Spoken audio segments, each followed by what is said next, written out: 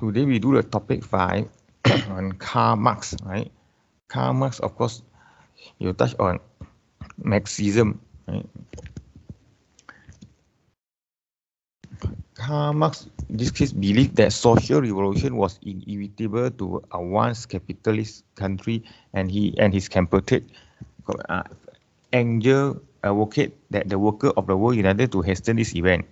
So what he believed, or he spent his entire life, right, researching and writing how capitalism work, or in his case, how capitalism are not working well, especially to the social welfare, and therefore you'll create a class conflict, and this class conflict will eventually kick out capitalism and come in the socialism. Okay. Marx, to many people, they think he's a Russian because Russia are one of the big communist country beside China, Cuba, but no. Marx was born in Prussia, and he is actually considered as a German, right? To a Jewish family. Then you see how intelligent he is. He received the degree of Doctor of Philosophy at the age of 23. By the time 23, you will be only receive your Bachelor of Degree only. In this case, university position were close to Marx because of his radicalism.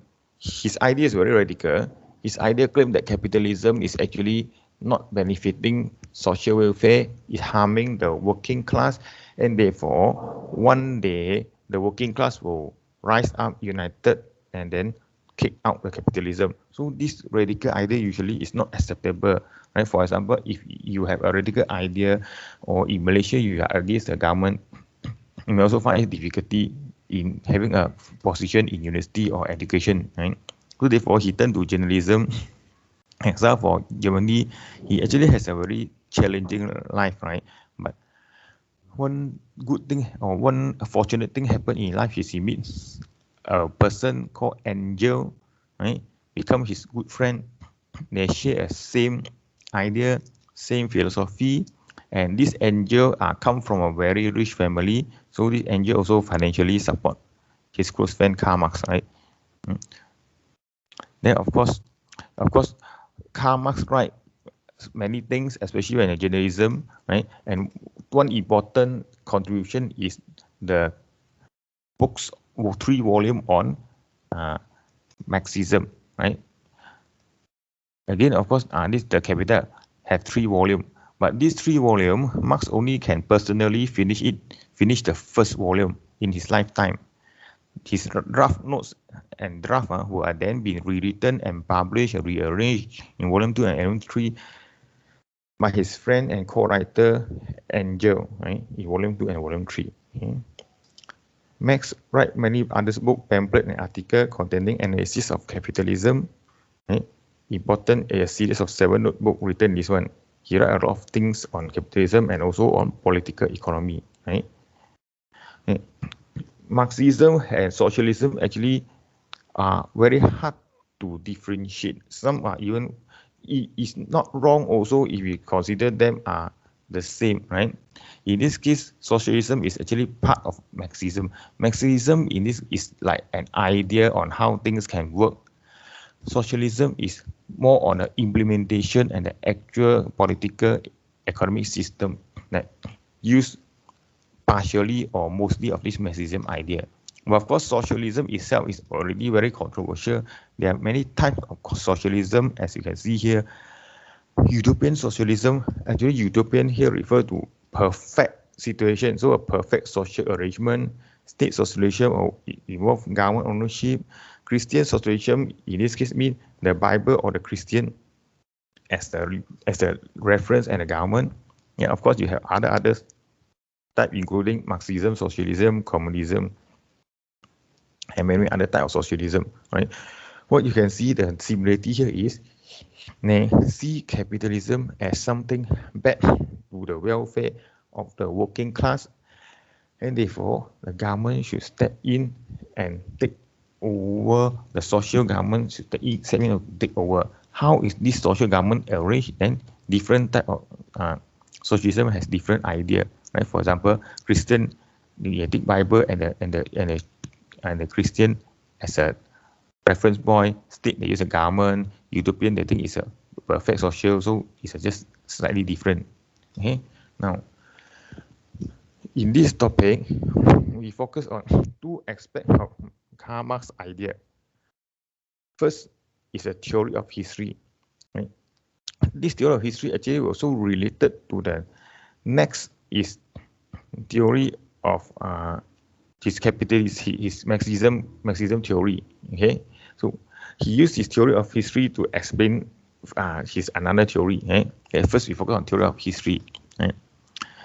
Of this theory of history, you must differentiate between these two dynamic forces of production versus static relation of production. Okay? Later on, we'll on the first, Marx combined Hegel dialectic with materialism to develop his theory. Hegel dialectic are known for is like you have a thesis, you have a idea, then automatically you have this called antithesis, I mean anti the idea. So this idea and his criticism, that means the antithesis or the anti-idea will clash, and then they will come up with a better solution. For example, you think this type of work is arrangement is not good, then you criticize and you suggest a new type of work. Of course, the A say option 1 is good, then the antithesis, the B say option B is good. So they will argue, and then they combine or they amend, they join together and come up with the type C working arrangement. So this type C is assumed to be better than the type A and type B. And this type C itself will actually create its own criticism also, and then this process will repeat. So this type of argument we call Hegel dialectic, right? So for Marx, right, the thesis and antithesis, of course, will be the social struggle between capitalist group and the labor group. Okay? In every historical approach, the prevailing methods or force of production produce a set of relations of production that support them. Okay? Remember, force of production is dynamic, relation of production is static. The material force of production, example is technology, type of capital, skill of labor, are dynamic. I mean, technology can be changing very fast. Right now, we have fourth industrial revolution is even changed much faster. Type of capital you can always change. Skill of labor can also be trained and upgrade. Right? So at least they are changing continuously. Material relation of production, examples, rules, social relationship among people, property relationship are static and reinforced by superstructure. This superstructure is like philosophy, religion, literature, music, political thought, right? For example,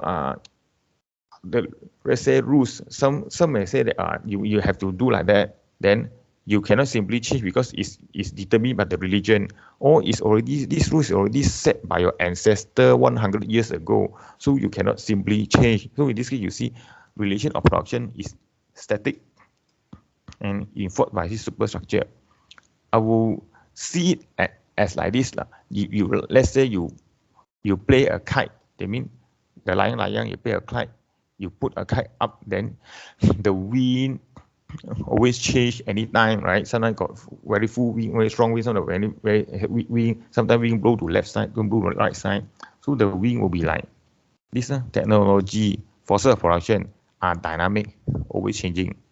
Then the string is the relationship, like from the kite to the people. So that string is static, right? Won't change that much because you are reinforced by superstructure. You are playing the kite within a small playground, so you cannot take the kite and run to another playground or run to 10 kilometers away, or you yourself fly up or dig underground. So it's all static and reinforced by superstructure, something like that.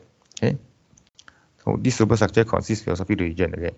History is a process through which the static relation of production, the thesis, come into eventual conflict with the dynamic forces of production, the antithesis. For example, just like a kite. If the wind blow very, very strong, then the kite need to fly out of your playground area. Then you are static. You cannot move. Your string also tied to you, cannot move. So what happened? This conflict will cause a change.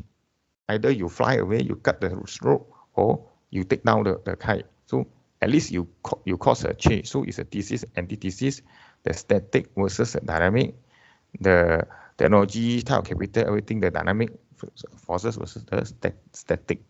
The result, conflict revolutionized the system so that the new relationship of production, the synthesis or new thesis permit the higher development of the forces of production. As mentioned earlier, this also is the idea of Hegel dialectic, right? But Marx re-amend it, right? To become a, like Hegel is like A is a thesis, is the idea, then B is a criticism, is the antithesis, then these two got conflict, and after that they come up with a new idea, the idea C, so it's a new thesis, right, or the synthetics. And then this new thesis later on will have their own antithesis, then this B, and then D and C conflict will produce E. So this cycle continue. So for Marx, they use this concept, the static and the dynamic forces, then they conflict and produce new thesis, right? To permit a higher development of forces. For Marx, mechanism for overthrowing the old society is a class struggle. I mean, the conflict between the thesis and the synthesis and the thesis is a class struggle. You see, Karl Marx actually are implementing or adopting the Hegel dialectic idea for his class struggle. Last time I also got write an article, right, regarding the struggle between two political bloc in Malaysia. One is unstoppable and one is immovable. And in the fourth industrial revolution, they also mentioned that we stand on the brink of technology revolution, right? They're always changing very fast, or revolution means they change a lot that will fundamentally alter the way we live. The way we live, the way we work, right, is a static, right? So the technology revolution is a dynamic. So how the dynamic actually will change the static. So at the end, it is disrupting almost every industry in every country. So you will have a conflict, and based on Hegel dialectic and Marx analysis, this conflict actually will give you a higher level of development.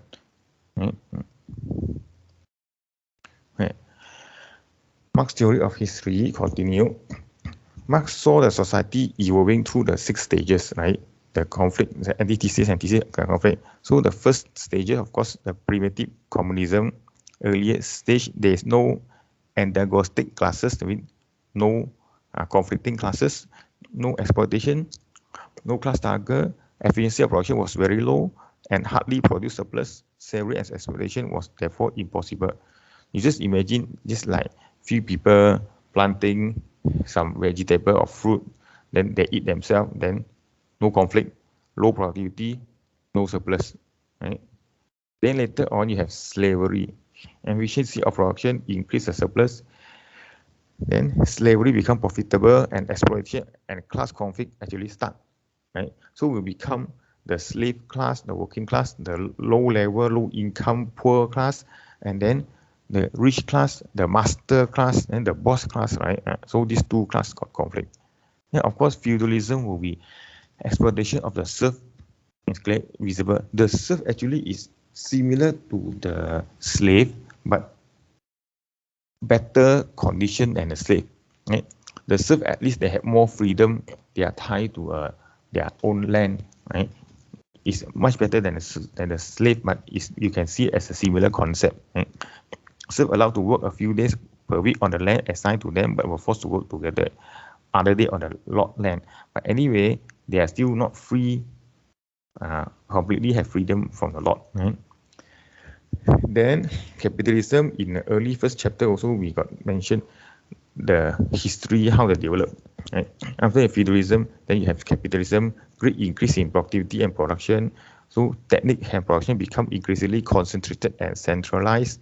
Then you start to have a capitalist or private ownership of capital, right, to engage or arrange for mass production or big production. So you replace the feudalism, right, increasing amount of unemployment and of working class transfer, causing the worker to revolt. So for Marxism, he claimed that this capitalism, when it become bigger and bigger and bigger and bigger, right, the gap between the rich capitalists, right, or the middle class and the poor working class is getting bigger and bigger and bigger, right?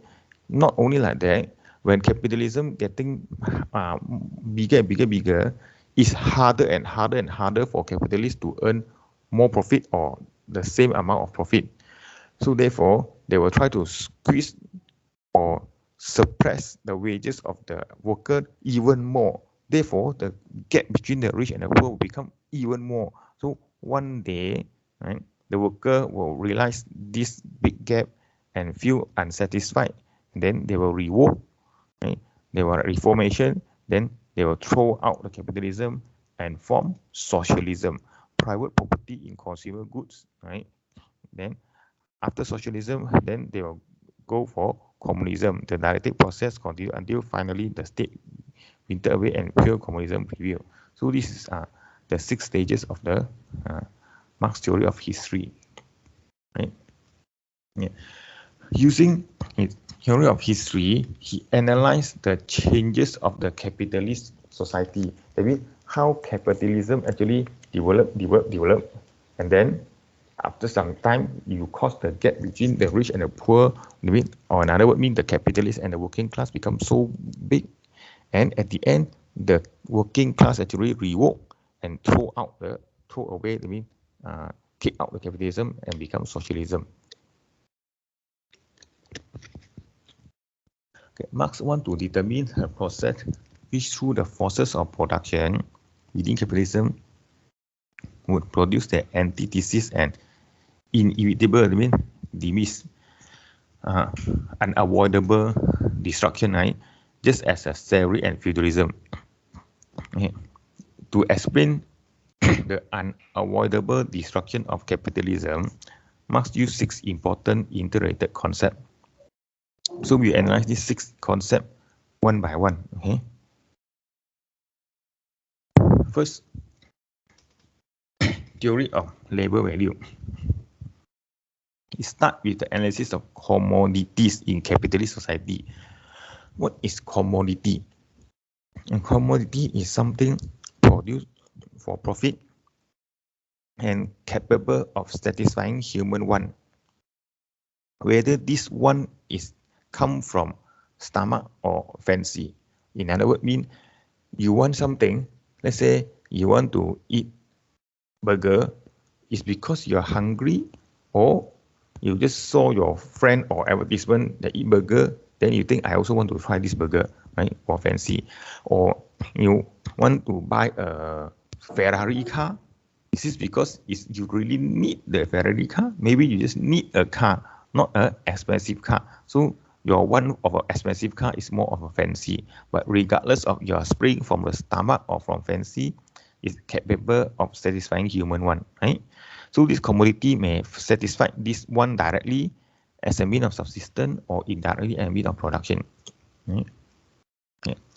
Then you have use value. Use value constitutes substance of all wealth, right? In addition to use value or utility, a commodity has exchange value, commonly taken simply as value, right? You see here, in Marxism theory, he also used the term or the concept of use value and exchange value, which is similar to what you have learned in a classic school of thought, right? Because Marxism not only influenced by Hegel, he also influenced by some of the classic school of thought. For example, it's a Ricardo, right? I mean, he not completely say opposite of what classic school of thought idea, but he also used some of the classic school of thought, as example, use value and exchange value. They are still consistent, right? Right. What determine the value of commodity? Answer is the socially necessary labor time embodied in the commodity. considering normal condition of production and average skill and intensity of labor. Okay? This includes the direct labor in producing commodity, the labor embodied in the machine, and the value transferred to the commodity. Okay? What does this mean? What determines the value of the commodity? Like for example, a car. What determines a car, right? Is how many labor time necessary to produce the car, okay? Or not the car, let's say an assignment. An assignment. What's the value of the assignment as a commodity, right? How many of your time to do the assignment, and how many of your labor time, in this case, is measured based on average normal condition. If you are super smart, super intelligent, super fast, super good student, let's say you can finish your assignment 10 page in 1 hour. Average person finish in 2 hours, right? Not so smart one finish in 4 hours. So in this case, the socially necessary labor time will be considered as 2 hours, right? Later on, you'll see that, right? The average labor time contained in the pay of school, for example, it is 10 hours, like just now the assignment is 2 hours. Incompetent worker use 20 hours. Efficient worker use 5 hours. That means normal workers use 10 hours.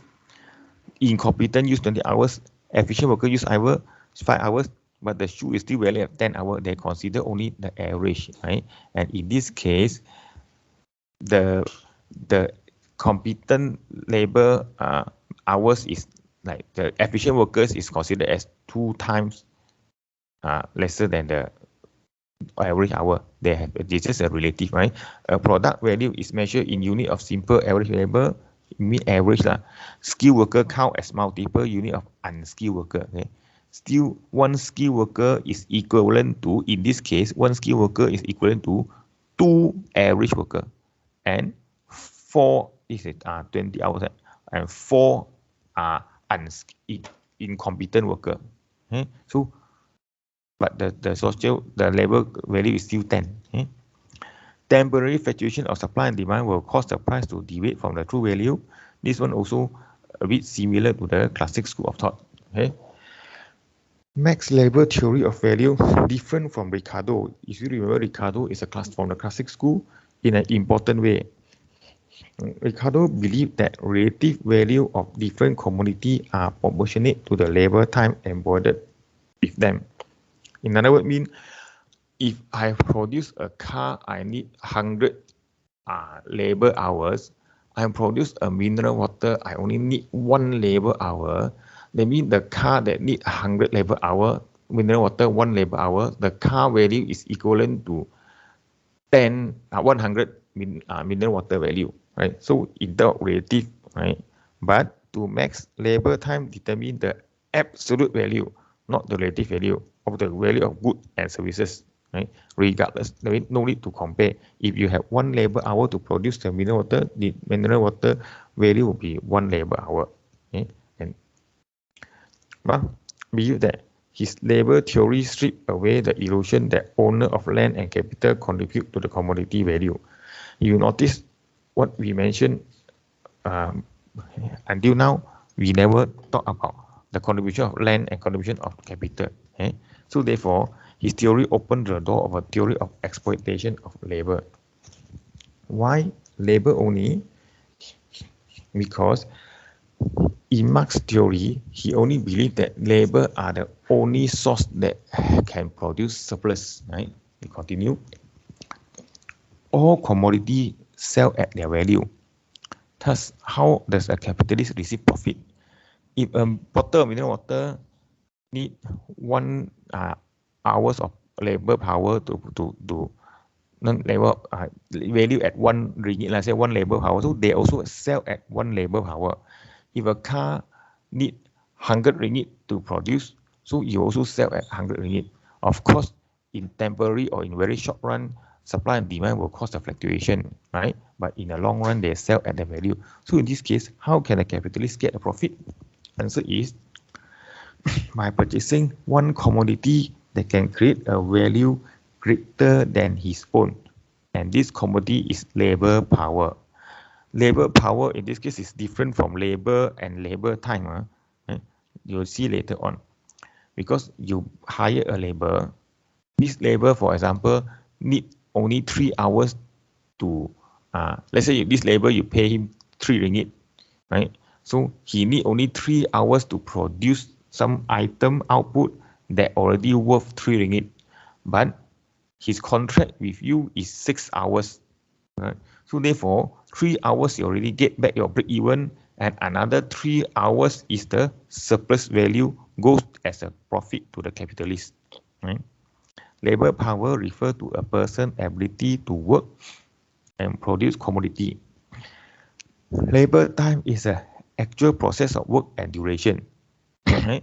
So like if you stay in the office for 15 hours but work like a tortoise, right? Or just play around, free and easy, relaxing, compared to another person who just sit at the office, right, and work for 2 hours, can do exactly the same thing like the one who do 50 hours. So in this case, they have the same labor power, but different labor time.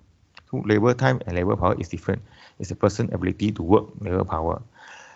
Labor power is itself a commodity. I mean, the labor power is a commodity. Like you can buy, I can pay you money, you work for me, so I buy your labor power. So it's a commodity that's bought and sold in the market. If these necessities could be produced in 4 hours, let's say you want to produce something in 4 hours, the value of the commodity of labor power would be 4 hours of labor power per day. In this case, if the productivity of the labor double, that means the labor become more and more and more and more efficient. So this necessity could be produced in 2 hours per day. So do you think it's good? Yes, it's good for capitalists, but no, it's bad for the labor. Why? Because if 4 hours per day, then labor productivity increase and can be produced in 2 hours per day, the value of labor power would fall 50%. Last time, under normal circumstances, right, this necessity could be produced in 4 hours per day, between the labor power and the labor value is 4 hours per day. But now it can produce in 2 hours per day, so the value will be, or labor power will be 2 hours per day. So the labor power actually dropped from 4 to 2, and from 4 to 2, that means 2 out of 4 is actually dropped 50%. Okay? So Marxism conceptualization of value and labor power has 2 important implications. First, employer pay wages to the worker equivalent to the worker labor power. That is, they pay the ongoing market price, market wages. You study micro 2, right? You also notice that the wages is equal to the marginal product of labor, right? The conceptually wise may not be the same, but you can also like see similarity between wages paid to the marginal product of labor. I mean how much you can produce. So employer pay wages equivalent to the worker labor power. You see, if their productivity increase, labor power is actually decreased from 4 to 2. So the wages is being paid not on 4, now become 4 to 4, drop to 2 only. Okay? So instead of hire 4 labor hours per day, now they need to hire only 2 hours per day for the same necessity output of amount of necessities, right? And you can see from here, the capitalists actually save 2 hours per day, and these 2 hours per day later on you see will be called as reserve army. Later on, on the exploitation of labor. Okay?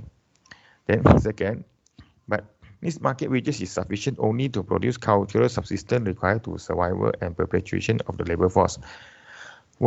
Whatever is paid, like 4 hours per day, and when they improve productivity, they pay 2 hours per day. In other words, the wages or the payment or the benefit received by the labor class is just enough for them to survive, to buy necessary subsistence. They won't have any other extra. Right? For Marx, The reason for this subsistence wages is not excessive population growth, right? For melters and for the mercantile school of thought, if you have very high population, provide high amount of labor supply, right? You cause the wages to, we have pressure the wages to be lower and lower. But for Marx, no, this is not the case. Right? He rejected the melters law of population. He also, in this case, he also rejected the mercantilist idea. Rather, Marx felt that capitalists produce a large reserve army of the unemployed, and that this excess of supply labor indicate that over a long run, average wages remain near the cultural level. Go back to just now. 4 hours per day needed, let's say, for produce necessity. But when the labor production increase, or the capitalists improve their technology to have higher productivity, whatever, also improve the productivity to 2 hours per day. So extra 2 hours per day unemployed, right? And purposely create this unemployed so that you have a lot of unemployed hours or unemployed worker is called reserve army unemployed. So therefore, for example, practical sense, I pay you 5 ringgit per hours. If you don't want, you get out. There are 1 million people waiting to take your place. 1 million reserve army or unemployed worker waiting to take your place. You don't waste my time, you go. Then, so you see, therefore, you have no choice. You have to take the 5 ringgit per hours, right? If there are a lot labor shortage, you can ask for, I want 10. You don't want, I go, then you will have to find another replacement. Oh, okay, then, right? So that's Marx theory, right? Then employer pay the worker the full market value of their labor power, but the daily pay equal to only part of the value of the labor created. So the employer pay, for example, just now 2, right? But the labor may create 3 or 4 or 5. So the extra one is surplus value as a profit to the capitalist, right? This surplus value arises from the exploitation of labor. How this surplus value come from? Exploitation. In this case, these 2 hours, right? This labor is only can buy subsistence, can only buy the subsistent thing, right? Of course, I mean, they are purposely pay the labor at the minimum wages, right? Minimum subsistence wages, right? So it's exploitation of labor. Right? The rate of surplus labor, how is counted? The part of capital invested in machinery and raw material are constant capital. We term it right as C. Right? The wages to purchase labor or the variable cost, right? Variable capital is V, which produce a value greater than its own, termed as surplus value. You see, only labor power or the variable capital V can produce greater value, termed as. The rate of surplus labor, we put a comma here, the rate of exploitation, because surplus labor actually come from exploitation of labor, right? Is S over V. Okay? Labor surplus versus necessary labor. Okay. For example, you look at this diagram, right? This worker is hired to work 12 hours work day, right? Let's say we separate the 12-hour work day into 2, right? So this day or this labor only takes 6 hours to produce a sufficient output here. According to Marx, the capital pay the worker the market value of his wages of labor power, which is 3 shilling, right? In this example, but it takes 6 hours of labor time to produce sufficient output to pay this labor hour. That means he hired this labor, pay him 3 shilling to work for 12 hours, and this labor, after he worked for 6 hours, produce output already enough, the output already enough worth 3 shilling. Okay? Then, but he is contracted to work for 12 hours. Then the remaining 12 hours is a surplus, right? 12 hours is a surplus. But even though he produced another 6 hours, the cotton they use, the constant material they use, then the use of the spindle or other things, this one is the actual cost they pay. The cotton 10 and this 2 use out value is 2, this is bad. But surplus value, no. they only pay 3. Only pay 3. This one is free of charge. Right? You see, the capitalists hire the worker to work 12 hours, produce certain amount of output. Right? When you produce amount of output, you need cotton, you need use out value of the spindle, you produce cotton, they mean depreciation, you will use out the cotton to produce, right? So this 1, 2, 3, 4 is really use out the cost. But labor, you already paid 3 shilling for 12 hours. This labor, after they produce for 3 hours, already give you the value of 3 shilling. So the extra 3 hours is considered as free lah, or technically from Marx's term is surplus value. Surplus value. So the rate of surplus value in this case is 3 divided by 3 mean 100%. Buy half, free half. Okay? The ratio of unpaid labor, so you don't need to pay. This one is free one. This one is you pay. Right? So it's 100%. So you understand this concept based on this diagram. Right? Need to understand this concept. Okay? Then how do you apply? You notice or not, in Western country, if you cannot finish your task and must work beyond your office hour, you are considered is inefficient. I mean, you are supposed to finish at 5 p.m. Right? Then you cannot finish. You drag, and have to take until 9 p.m. only can finish. That means extra 4 hours. You are inefficient. You are lazy. But in Eastern country, of course, in Western country, if you can finish, then you go back lah. In Eastern country, if you are efficient and finish your work on time, I mean, do not need to work beyond office hour, you are considered lazy or not productive. Even though you are very fast, you finish all your work. Your working time is until 5 o'clock. You finish everything, right? So 5 o'clock, you clock out and go back. But people, your colleague will say that, oh, this guy, sharp 5 o'clock, go back. So lazy, no use, not productive, no commitment. Every single criticism will throw on you, right? But the problem is you already finished, right? So in this case, you see, is it what will be a max opinion? So you see, if you are supposed to finish in 6 hours, then after 6 hours and your working hours 6 hours, after 6 hours, you bye-bye, you clock out, you go home, then it's fair. But in Eastern country, you are expected to go another 6 hours, right? Another how many hours? Another 6 hours to stay back for overtime and extra work. And of course, the salary you receive, you already reply back through these normal working hours, unless you are inefficient and lazy and unproductive. If you assume you are efficient, lazy, you will finish on time, but you still are asked to take on much more job, which in this case is not paid by your current salary. So you are actually contributing to surplus value according to Marx theory. Right? But of course, no choice. When you graduate and you go out to work, you always be prepared to contribute surplus value to your employer and to the company.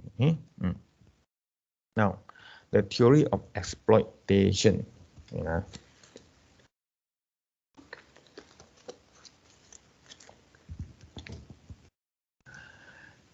On one hand, you see the capitalist maintain his right as a purchaser of labor power, try to make the working day as long as possible. Right? Just like the Adam Smith claim that the capitalist will try to maximize the profit. Right? The laborer has his right as a seller and wish to reduce his working day as little as possible. Right? So the labor in Adam Smith, of course, is a bit different. He said the labor want to get as high salary as possible, but in Marxism, they said the labor try to reduce the working day as low as possible. Right? So there's a lot of exchange. So both are actually fighting for their best, right? For their best.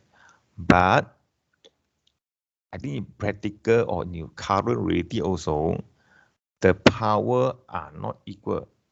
The power are more biased to the capitalist. Maybe the capitalist has more power. So from Marxism point of view, why you claim that the capitalist has more power? Remember this one or not? reserve army of the unemployed. That's why Marx claimed that the capitalists try to produce a large reserve army of the unemployed so that they have the negotiating power, or they are more powerful in the law of exchange when they are each fight for their own rights and benefit, right? So in this case, capitalists will try to make the working day as long as possible, while the labor cannot fulfill their wishes to reduce the working day, right? So this is an exploitation. So this actually consists of Marx, the theory of exploitation of labor. Okay? So between equal right, forces decide. So between equal right, the forces decide. So in this case, the forces are biased, or capitalists has more forces than the labor. So it decides like that. So the exploitation of labor by the capitalists. It is that in the history of the capitalist production, the determination of what is working day present itself as a result of a struggle between collective capitalism, class of capitalists, and the collective of labor, the working class. You see, even though these two has their own right, they can bargain and negotiate. If they are two equal forces, then according to Adam Smith, you get the benefit for social good, right? But Adam Smith outcome has a star term and condition apply, which Karl Marx exploit and focus on, claim that there is no equal right or equal forces. That means they have different set of power, which capitalist has more power. In this case, the Adam Smith assume is the same, right? So therefore, this class struggle is actually a class struggle of the labor force, right? Even when the working days were not lengthened, surplus value can be increased. This one very applicable by rising the efficiency of the production and thus reducing the value of the worker labor force. As mentioned just now, if your productivity of the labor increase from 4 hours per day to 2 hours per day, your cost the labor power to decrease from 4 to 2. Second, if the worker necessity could be produced in a shorter time, a large share of the value would go to a capitalist. I mean, if you can produce in a faster or cheaper way, then the extra saving mostly will go to the capitalist, not the worker. Okay. So the profit rate is this. You formulate the profit rate as this as a surplus. Profit rate is a surplus value divided by the total capital invested, the fixed capital and the labor variable capital. Okay. Here, later on, we have some implication on this one. Okay. When the profit rate, again, profit rate is the surplus value divided by total capital invested. If one day or under certain circumstances, certain scenario, the profit rate go down, right? What will happen? If the capitalists want to maintain their profit rate, they will take it from the surplus labor. I mean, they will even further exploit the labor class. They will even further compress or try to whatever to reduce the benefit given or the payment given to the labor class. Right? So that's the case. But later on in another chapter, you'll notice imperialism school of thought. What they do when the profit rate go down, the capitalist group, right, or the rich group will ask the government to go and colonize other country and exploit their worker, their material, their resources to cover or even increase their current profit rate. So different school of thought will give you different impact, different scenario, different outcome, different analysis. Okay, now we go back to Marxism first. A transformation problem, if the machine and raw material constant capital, the C, is large, amount of labor is small, then the surplus labor and the profit rate is small. Right? I mean, when day one, year 1, year 2, year 3, year 4, we imagine the profit is reinvested, become capital, right? So after year 10, year 20, year 50, the capital is become very large compared to the labor, right? Then the surplus labor and the profit rate is smaller. as the labor is the only commodity that exploited by profit. Of course, in this case, Marx will say labor is the only commodity that can be exploited by profit. If other theory maybe say no, right? If profit rates are uniform but capital to labor ratio are vary among the industry, then commodity will not sell at their value. Marx conclude that the selling price of the commodity produced in constant cost capital intensive industry will sell above their value, whereas labor intensive commodity will sell at price below their intrinsic value. Capital accumulation and the falling rate of profit. Recap back. The profit rate in Marx formulation is a ratio of surplus value, the S, divided or to the total capital invested, the C and the V. Okay. The profit rate tend to fall over a long run due to drive toward increasing efficiency through machinization and labor saving invention. Here, you just say the organic, you just term the organic composition of capital is this one, right? So if you replace this one to Q, right, you'll get this formula. You don't need to know how to replace this formula. So profit rate equal to the surplus rate 1 minus the organic composition of capital. Now, surplus rate increase, profit rate increase, correct? In based on this formula. In other words, mean if you want to increase your profit rate, you need to more exploit the labor, so you can have more surplus rate. Okay? Then Q increase, P decrease. If the organic composition of capital increase, right, the profit rate decrease. So in other words, mean if you have V here or whatever, C here increase, C here increase, right? C here increase, so your Q will increase. I mean, your part of a labor will be less. For example, last time you have 80% labor, 20% capital. Then you use labor saving invention and increase capital, increase through using machine. So from 80% labor, 20% capital, you may go to 40% machine, 60% labor, 50-50, and then 60-40, or maybe one day 70% machine, 30% labor. So the organic composition of capital, the C increase, the Q increase, and it will cause the P decrease, right? And of course, if you want to maintain back the profit rate, you have to increase this as the surplus value. How to increase the surplus value? By even more exploitation of the labor, right? So as capitalists invest have relatively more on machinery and less in labor power, Q increase and P fall as the labor are source of all value, including surplus labor. Why not capitalists use relatively more labor in production? Yeah, two reasons. Firm use more and better constant capital will temporarily receive extra profit by lowering its cost of production.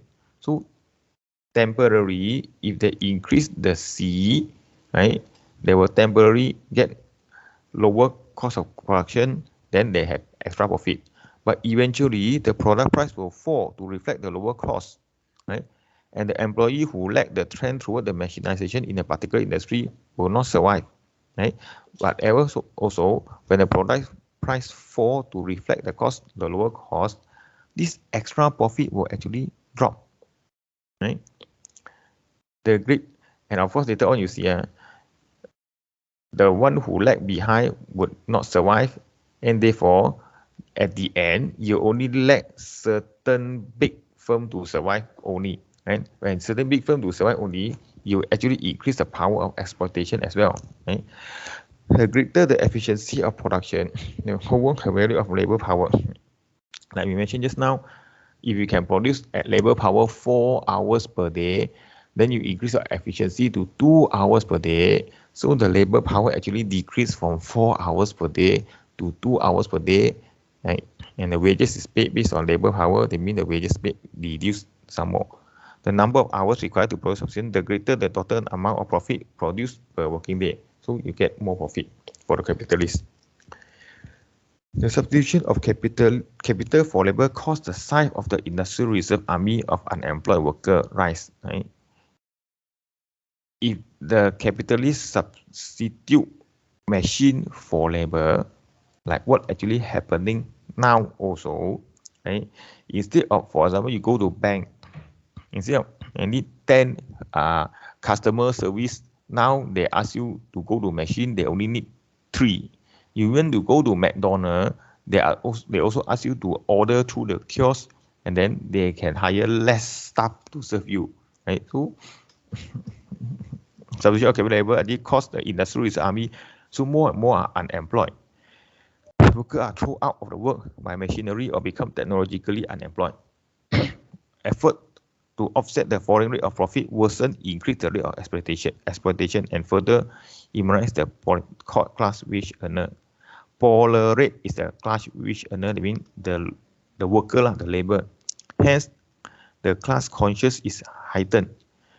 For example, if you are with more and more people facing difficulties, no job, unemployed, like in the COVID situation, you get more unemployed. So if let's say this situation it become worse and worse,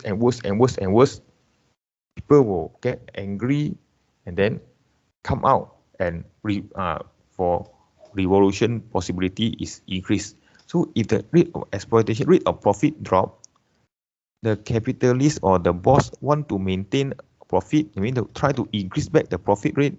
How can they do it? By increase the rate of exploitation.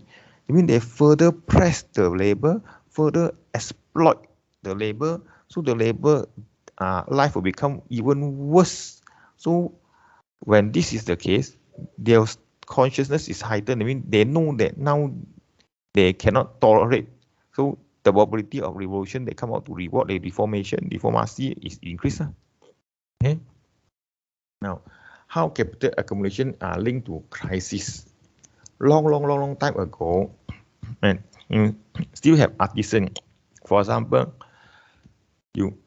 this commodity, they try to make linen, or they try to make a teapot from clay, whatever, right? So one person, artisan, they make something, make a commodity. Let's say they make a teapot from clay, or they make a linen, a cloth. Then they sell it for money. Then they use the money to buy food, right? To buy rice, to buy bread, to buy meat to eat, right? So in this case, you see from commodity to money to commodity. But now, in the capitalist world, according to Marx, right, Karl Marx, large scale of capitalist production, the capitalists got money, they use money to buy labor power, raw material, and machinery to produce. So they use money to buy commodity, and when they produce more, they produce with a surplus, right? So then they sell the output for money, and this M2, the money up that they receive from selling the output, is more than the money they used to buy. That means M2 is more than the M1. M2 more than M1. And this represents the amount of surplus value squeezed out from the productive worker exploitation, right? Which is the process of expanding investment. Okay? Implication, okay? Increased investment will increase labor demand, right? Wages increase, right? Reduce the rate of surplus. Theoretically, it's like that, right? But when you increase investment like that, you cross a profit rate to decrease, right? When profit rate decrease, remember or not, some of the industry may not survive. So you stop expansion, and you have a recession or depression, right? So you destroy the monetary value of fixed capital. Then larger capitalists who buy up a smaller one at a bargain price, and some factory closes, right? So increase investment. In other words, increase investment, right? Wages increase, but cost of production increase. So at the end, profit rate also increase, and less opportunity for business. And then after some certain time, you get recession. Some smaller company or firm, they close shop. The big one will take over, or even they don't take over. The big one or the surviving one will have less competitor. Okay? So price of commodity fall, wages fall. Then in the crisis, we assume that price fall, wages fall, so the rate of surplus of value and profit will get restored back. So after that, you come again and again and again, repeat. And each business cycle is a greater magnitude, right? During adding the condition that produce a class target and the revolution, right? Why greater magnitude? Because the centralization of capital. Remember or not, the larger capitalists to buy up smaller one at the bargain price and some factories closes, right? Less competition, left only the big one. So the labor class already do not have enough power against the small company, a small capitalist. Now this small company, small capitalist bankrupt, out of the market, or taken over by the large capitalists. You can imagine the labor class has even less power against the big capitalist or the big company, right? So, and recurring business crisis will centralize the ownership of capital, so concentrate the wealth in a fewer hands, so larger capital, right? So in this case, they make the exploitation of labor even more simple, right? Even more easy. Right? Apart from this capitalist production, altogether new forces come to play. Okay, beside this one also, Marx also believe that the credit system also come into play. Of course, all these things you can relate it, like later on you also can see that the credit system in other school of thought, right? In the beginning, the credit system need in a modest helper. That means the credit system, like the banking, the finance, they play the role as just to help capital accumulation, right? Or to matching the capital and draw the invisible trade of money. But after some time, right, the scattered over surface or into the hand of individual associate capitalists. Soon it become a new formidable weapon for communist struggle. That means this financial system or credit system now become a very powerful tools, right? Of course, in modern theory, you study banking, you have this so-called too big to fail, right? Nowadays, let's just say Malaysia. Nowadays, Malaysia biggest bank will be Maybank, Public Bank, what bank? CIMB Bank, maybe RHB Bank, right? If these four banks announce will go bankrupt, tomorrow start or now start, close shop, no business, you cannot take money, bye-bye. So what happened? The whole country will be in havoc. So they are too big to fail. Why? Because after certain time, last time the credit system is just a small player. They close shop, no problem. But until now, even worse now, after during the Marxist time also already bear a big role, and now it's even a bigger role, right? So it's part of the economy and they cannot fail, right? If they fail, it's a big problem, right? Okay, so centralization of capital, the capitalists become bigger, stronger, right? So they become more wealthier, they become bigger, so it's more easier for them to exploit the labor. So exploitation increase, and when exploitation increase, then the class consciousness is heightened, the probability of revolution is increased according to Marx, right? So class conflict, the growing misery, oppression, slavery, degradation, and exploitation of workers raise their sense of solidarity and will to revolt. I mean, they cannot stand already in a more simple term, right? Then the relationship of product under the capitalism come into conflict with the force of production. Remember, the force of production is continuous changing. The relationship is unchanged, right, or static. So a changing one hit with the unchanging one they can mix together. So at the end, it will be a big conflict, right? So the worker will, Marx predict that the worker will overthrow the capitalist and establish a dictatorship of the proletariat, I mean the working class. The state ownership or the means of production replace the private ownership. The rate of capital expansion is stabilized. Because one of the reasons is when capital expands bigger and bigger, more and more, because the capitalists want to earn more profit, they have to reinvest the profit, expand, and this expansion actually pressure on the surplus of labor. So to maintain the profit rate, they have to pressure and exploit the labor even more and more. So at the one day they revolt, right? So after the revolt, the workers overthrown labor, they will stabilize the rate of capital expansion, and exploitation of worker is eliminated. So in this Marxism, right, the worker in a sense become owner of the capital. Predict something like that. I mean, in short, he predict that capitalism, right, the capitalists earn profit through exploitation. How? They have the concept of labor value or something, right? So when this exploitation continue, and even in a bigger magnitude, it will cause a consciousness, right? Then this worker class will revolt.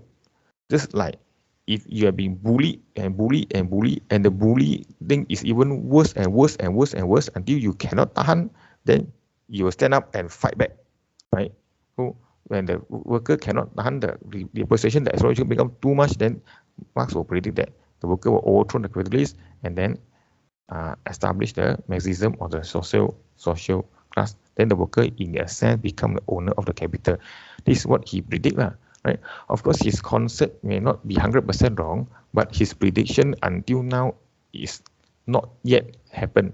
Right? We still have the world is heavily dominated by the capitalism, but who know, one day, right? One day they might have another big class conflict, and then Marxism prediction or Marxism theory will become a reality.